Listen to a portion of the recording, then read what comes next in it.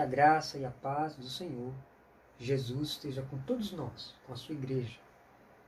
Desejo que os irmãos peguem a sua Bíblia e acompanhem a exposição que será feita apenas de um versículo do profeta Zacarias, capítulo 3, que nós já falamos e quero retomar esse texto para finalizar esse capítulo. Zacarias, capítulo 3, versos 9. Você com a Bíblia aberta, acompanhe a leitura desse versículo. Observai a pedra que coloquei diante de Josué. Sobre uma pedra estarão 7 olhos. Eis que gravarei a sua inscrição, diz o Senhor dos Exércitos, e removerei a iniquidade daquela terra em um só dia. Amém. Até aqui, vamos orar ainda. Senhor, Deus da glória, tem compaixão de nós. Nesta hora estaremos meditando na sua palavra. O Senhor se apiede, tenha compaixão, o Senhor nos edifique pela sua palavra. Tenha compaixão desse que te ora, Senhor, tão fraco, pecador, imperfeito, cheio de fraquezas. Mas por conta de Cristo, Senhor, ouve-me nesta hora e usa com graça e misericórdia. Concede-me a tua graça para falar em nome do Senhor. Tenha compaixão que as minhas imperfeições não sejam empecilho para que tu me uses como instrumento em tuas mãos nesta noite para comunicar o teu evangelho, para anunciar Jesus, exaltar o teu Filho nesta noite, para que a tua igreja seja edificada por meio da sua palavra fiel, Senhor. Nós oramos assim em teu nome, ó Senhor Jesus. Amém. Meus irmãos, minhas irmãs, nós, nesse capítulo 3, peço que os irmãos leiam o capítulo 3, tão profundo, tão maravilhoso. Nós falamos nas primeiras abordagens acerca do tema, as misericórdias que triunfam sobre o juízo. As misericórdias que triunfam sobre o juízo.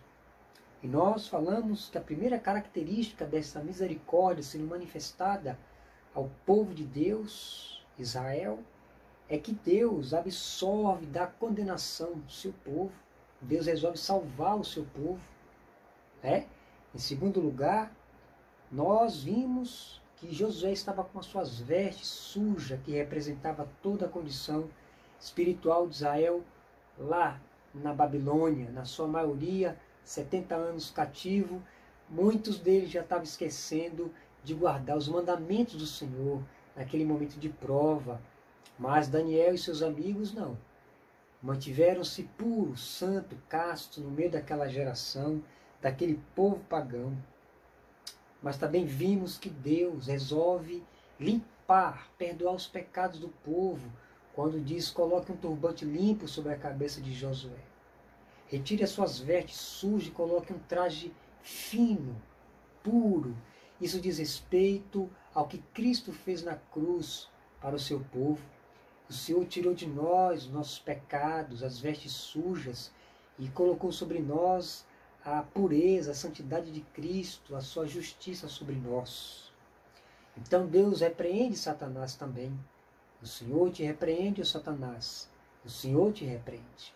Porque Deus havia escolhido Israel e disse acerca de Josué: não é este um tição tirado do fogo?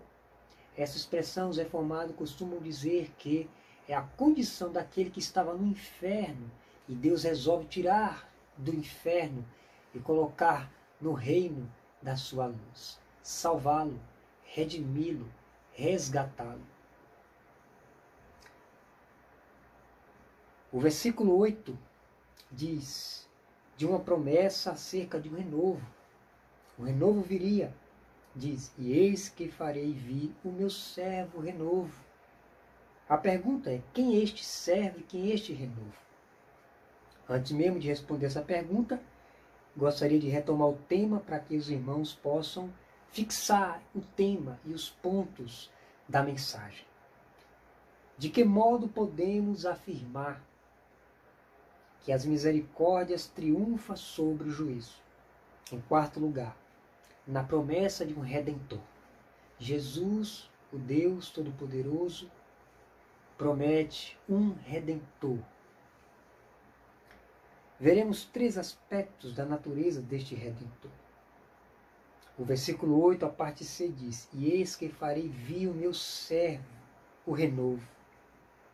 Esta expressão diz respeito a uma profecia direcionada a Zorobabel. No capítulo 4, se você abrir, dos versículos 11 a 14, você vê essa confirmação.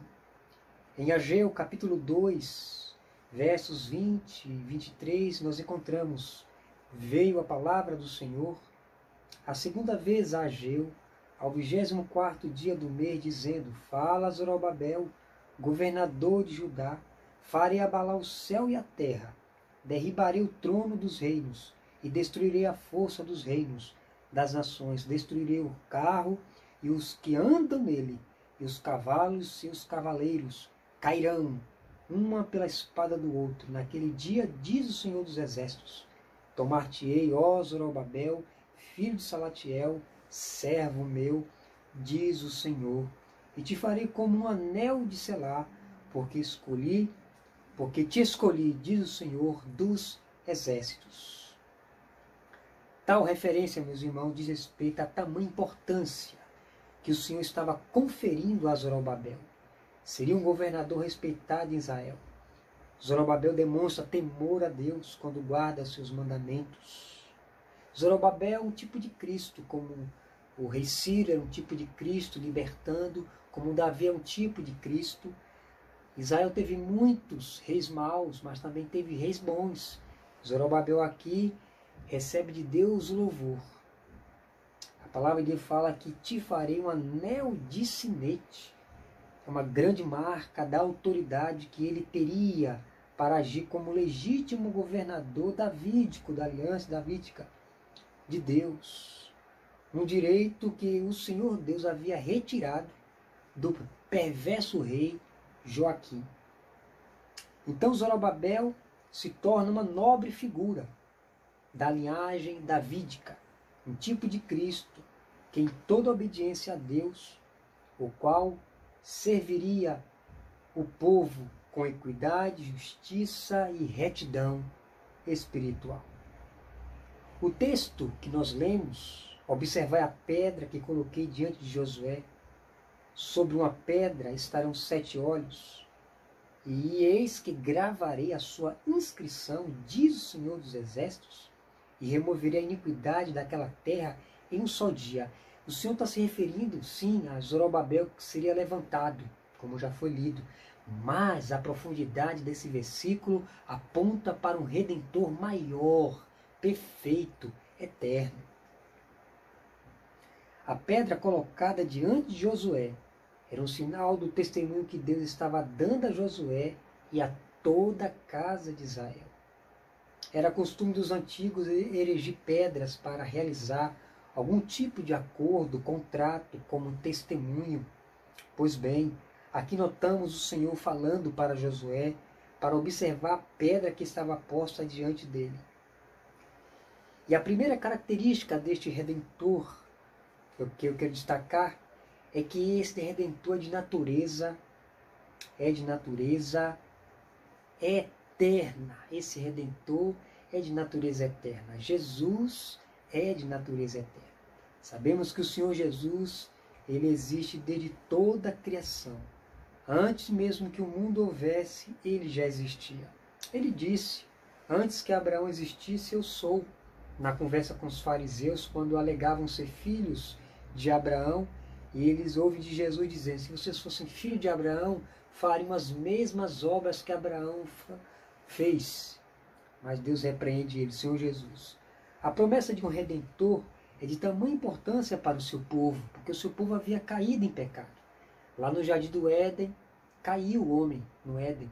Mas em Gênesis 3 nós vemos a promessa de um Messias que esmagaria a cabeça da serpente. Então, o Senhor Jesus é muito antes de todas as coisas. Esse Redentor maravilhoso é muito antes de todas as coisas. Antes dos tempos eternos. Então, a pedra que os construtores rejeitaram, esta veio a ser a principal pedra. A pedra de esquina, a pedra angular. A palavra de Deus fala que Jesus é a rocha eterna eterna da salvação do seu povo. Ele veio, o Messias veio, esmagou a cabeça da serpente, o diabo, e deu salvação ao seu povo. No princípio era a palavra, o verbo, e a palavra estava com Deus, e a palavra era Deus, ele estava no princípio com Deus, todas as coisas foram feitas por meio dele, e sem ele, nada do que foi feito se fez. Então, a natureza deste Redentor, que aponta para Cristo, e é Cristo, é de natureza eterna.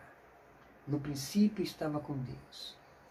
Este é aquele, disse João Batista aos seus discípulos, este é aquele de quem eu disse, depois de mim vem um homem que é superior a mim, porque ele era antes de mim. Então nós temos o testemunho da Escritura dizendo que o Senhor Jesus é desde toda a eternidade. Então Jesus, o Redentor, essa primeira característica desse Redentor é que ele é eterno. Mas a rocha, que é eterna, o renovo que é eterno, que viria e veio, né, não é apenas de natureza eterna, mas, em segundo lugar, é de natureza divina. Então nós vemos que o Senhor Jesus é eterno, existe desde toda a criação. Antes que Abraão existisse, ele estava com o Pai no princípio, criando todas as coisas, ele é a palavra de Deus, ele é o verbo de Deus. Deus diz, haja luz. Então a palavra de Deus gerou, Cristo gerou as coisas, Cristo criou as coisas, criou a luz, criou os astros. Então, nós vemos que Jesus, o Redentor, é eterno, mas que agora ele é de natureza divina. O Redentor é de natureza divina. Sobre esta pedra estarão 7 olhos. Eis que gravarei a inscrição, diz o Senhor dos Exércitos, a parte B do versículo. E o que são estes 7 olhos sobre essa pedra? Temos aqui um indicativo de um dos atributos da divindade de Jesus, a onipresença de Cristo, como aquele que está em todo lugar, com seus 7 olhos vigiando o que se passa na terra entre os filhos dos homens. Nós devemos lembrar que os olhos do Senhor estão em todo lugar, contemplando maus e bons. É bem verdade, meus irmãos, quando o Verbo se encarna, que toma forma corpórea, forma humana, o Santo, o ente santo de Deus toma forma humana, ele não poderia estar em 2 lugares ao mesmo tempo, corporalmente falando, mas ele é onisciente. O atributo da onisciência é visto na Escritura. Eu queria mostrar aqui 3 exemplos da onisciência de Jesus.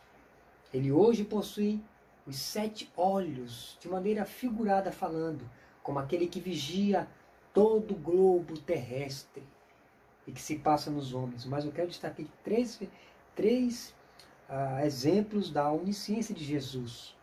Sua onisciência foi vista quando ele sabia quando Zaqueu estava sobre aquela árvore. Os irmãos lembram, Lucas capítulo 19, Zaqueu sobe na árvore para ver Jesus e ele disse, Zaqueu, desce depressa. Zaqueu tomou um susto, como é que ele me viu aqui? Como é que ele sabia que eu estava aqui? A onisciência é um atributo divino, aponta para este Redentor Jesus, que ele é Deus. Em segundo lugar, quando ele manda Pedro lançar a rede no mar e pegar um peixe para dar tributo a César, o tributo ao Império Romano. E ele pega um peixe, e na boca do peixe tinha um valor que serviria tanto para ele quanto para o Senhor Jesus. Ele disse, Pedro, toma, entrega lá para mim, por mim e por você. Então a onisciência de Jesus, ele sabia que aquele peixe tinha aquele valor para entregar na coleteria. O terceiro exemplo, né, aqui, foi quando Filipe foi chamar Natanael, que disse, achamos o Messias, né? E ele ficou impressionado quando o Senhor Jesus falou assim: eu te vi debaixo da figueira. E disse-lhe Natanael: de onde me conheces tu? Jesus respondeu, disse-lhes: antes que Filipe te chamasse, eu te vi, estando tu debaixo da figueira. Então, Jesus tem o atributo da onisciência, mesmo no seu corpo, encarnado aqui, enquanto estava aqui entre nós, né, entre os homens na terra, ele tinha o atributo da onisciência. Ele sabia o que arrazoava no coração das pessoas. Então, a natureza segunda desse Redentor é que ele é divino. Portanto, o Redentor é de natureza divina. A pedra, Jesus é a pedra dos 7 olhos que vigia a terra. Agora, como Deus, tronizado nos céus, possui seus olhos como chama de fogo, ele sabe o que se passa na terra e entre os filhos dos homens. Essa pedra foi lavrada, esculpida por Deus. Deus preparou Jesus para morrer pelos pecadores, para morrer pelo seu povo. O Filho eterno gerado pelo Pai. Jesus foi gerado pelo Pai eternamente, né? O Espírito Santo foi gerado pelo Pai e pelo Filho. O Pai, ninguém criou o Pai. O Pai, Deus o Pai, né? Ele é autoexistente. Mas o Filho é o eterno gerado do Pai. O apóstolo João, na sua carta, diz: e sabemos que o Filho de Deus é vindo e nos deu entendimento para que possamos conhecer o que é verdadeiro. E nós estamos naquele que é verdadeiro, ou seja, em seu Filho Jesus Cristo. Este é o verdadeiro Deus e a vida eterna. Então nós temos o testemunho de que esse Redentor, além de ser eterno, ele é divino, ele é Deus. Jesus é Deus. Essa verdade, muitos desconsideram a divindade de Cristo, mas Jesus é Deus. Esse Redentor ainda não apenas é de natureza divina, mas em último lugar, esse Redentor é de natureza de salvação eficaz, ou seja, ele é um Salvador eficaz. Ele é Salvador. Esse Redentor, ele é Salvador eficaz. A palavra de Deus fala aqui: removerei a iniquidade daquela terra em um só dia, diz a palavra de Deus. A morte de Jesus na cruz resolveu de uma vez por todas a questão do pecado, né? Resolveu de uma vez por todas. Então a natureza desse Salvador é eterna, é divina e é um Salvador perfeito. Jesus é o Salvador perfeito. E de uma vez por todas ele removeu da terra, de seus eleitos, de seu povo, os seus pecados. Por cuja vontade somos santificados pela oferta do corpo de Jesus Cristo, feita de uma vez por todas, diz o autor de Hebreus, capítulo 10, versos 10. Então nós vemos que, pela vontade de Deus, pela vontade de Cristo, nós, seu povo, foi santificado através da sua morte, através do seu nome, né? Através da oferta do seu corpo, nós fomos santificados, nós fomos salvos nele. E de uma vez por todas, Então, a natureza da salvação desse Redentor é de poder eficaz. De uma vez por todas. O grande renovo vindo da linhagem davídica, porque Jesus veio da linhagem davídica, tiraria da casa de Israel, do seu povo, os pecados de um só dia. E hoje o Evangelho chegou até nós, aos gentios. Deus falou: chamarei amado aquele que não era amado. Chamarei o meu povo, aquele que não era meu povo. Isso para provocar ciúmes ao povo judeu. E Deus assim levanta Paulo, e Paulo foi pregador dos gentios. E o Evangelho chegou até nós. Então nosso Redentor é um Salvador perfeito, eficaz. Pela oferta do seu corpo, o seu povo é santificado pela sua vontade, de uma vez por todas, porque pela vontade de Deus ele se tornou para nós sabedoria, né? Justiça, santificação e salvação. Então, através de Jesus, pela vontade de Deus, Jesus se tornou para nós sabedoria, justiça, santificação e redenção, que é salvação. Mas agora ele alcançou um ministério mais excelente, quanto mais também é o mediador de um melhor pacto que foi estabelecido sob promessas, as promessas, né, sobre o Messias que viria, Gênesis capítulo 3, versos 15, Isaías, né? E aqui nós temos que Jesus alcançou um ministério mais excelente quando também é o mediador de um melhor pacto, o pacto da graça, que foi estabelecido sobre as promessas do Messias. A natureza da salvação do Redentor Jesus é completa, é perfeita e absoluta. Ela é completa, perfeita e absoluta. O nosso Redentor é perfeito, completo e absoluto. Nós não precisamos de outro mediador. Há muitas pessoas invocando Maria, invocando Paulo, invocando Pedro, e Pedro diz que debaixo do céu não existe nenhum outro nome dado entre os homens pelo qual importa que sejamos salvos, a não ser o nome de Jesus. Então, de uma vez por todas, o Senhor Jesus entregou o seu corpo para salvar o seu povo de maneira perfeita, eficaz, né, e completa. Não restou mais nada. Ele resolve na cruz. A salvação foi Deus que elabora sozinho. Foi Deus que projetou a salvação. Pela graça sois salvos, por meio da fé. Isto não vem de vós, é dom de Deus. Não vem das obras para que ninguém se glorie.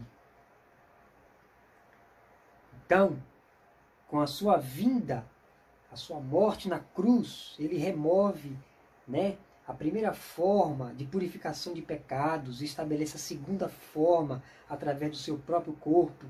Isso de modo perfeito, eficaz e eterno, porquanto seu sangue foi conhecido antes da fundação do mundo, o sangue do Senhor Jesus foi conhecido. Então, antes nos tempos eternos, né, o sangue de Jesus foi conhecido nos tempos eternos. E ele veio, o Verbo se fez carne e habitou entre nós. E vimos a sua glória como a glória do unigênito Pai, cheio de graça e de verdade. Então Jesus veio cumprir aquilo que já na eternidade já estava tudo feito, cabalmente feito. A natureza da obra do Salvador é perfeita, eficaz, de uma vez por todas. Então, meus irmãos, é dessa forma que Deus manifesta a sua misericórdia ao seu povo. Primeiro, né, a misericórdia que triunfa sobre o juízo. Quando Deus, de sua livre graça, providencia um Redentor, Jesus. Porque Deus amou o mundo de tal maneira que deu seu Filho unigênito para que todo aquele que nele crê não pereça, mas tenha a vida eterna. Então a misericórdia de Deus triunfa sobre o juízo quando Deus providencia um Redentor perfeito, eficaz e eterno. O renovo veio, Jesus veio para o seu povo na natureza eterna, perfeita e divina. Quero fazer nossas considerações finais, as considerações práticas. Primeiro, Jesus foi enviado ao mundo não para condenar o mundo, mas para que o mundo fosse salvo por meio dele. Então, se eu sendo pecador, eu devo me render ao seu poder. Eu devo me render à sua pessoa. Eu devo me entregar para Cristo. Porque a palavra de Deus fala que todos pecaram e carecem da glória de Deus. Todos pecaram e estão destituídos, separados da glória de Deus. O pecado separa o homem de Deus. Então, ele veio ao mundo não para condenar, mas para salvar e buscar o que se havia perdido. Eu estava perdido, fui achado. Você já foi achado? Se não foi achado, precisa ser achado por Cristo.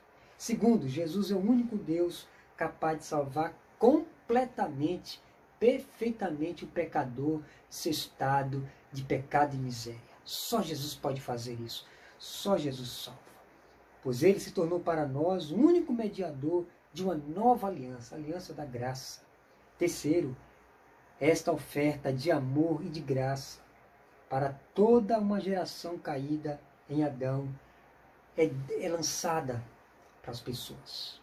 O convite da graça está sendo feito. O Evangelho está sendo pregado. Então, esta é a oferta de amor e de graça oferecida às nações. Porque Deus amou o mundo de tal maneira que deu seu Filho unigênito, para que todo aquele que nele crê, em Jesus somente, não pereça, mas tenha vida eterna. Todo homem que nasce com a natureza pecaminosa adâmica. Por esta razão, eles precisam ser lavados dos seus pecados, purificados dos seus pecados, perdoados dos seus pecados. Do contrário, jamais poderão ser salvos. Do contrário, jamais poderão ser salvos. Esse Redentor foi prometido.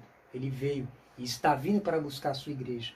Em quarto e último lugar, se você ainda não pertence ao Redentor Jesus, corra depressa, venha depressa para Ele, para a sua cruz, invoque o seu nome, invoque, todo aquele que invocar o nome do Senhor será salvo. Então invoque o Redentor e diga: Senhor, sou teu, salva-me. Senhor, sou teu, salva-me. Peça para que o Senhor lhe salve, se você ainda não está salvo.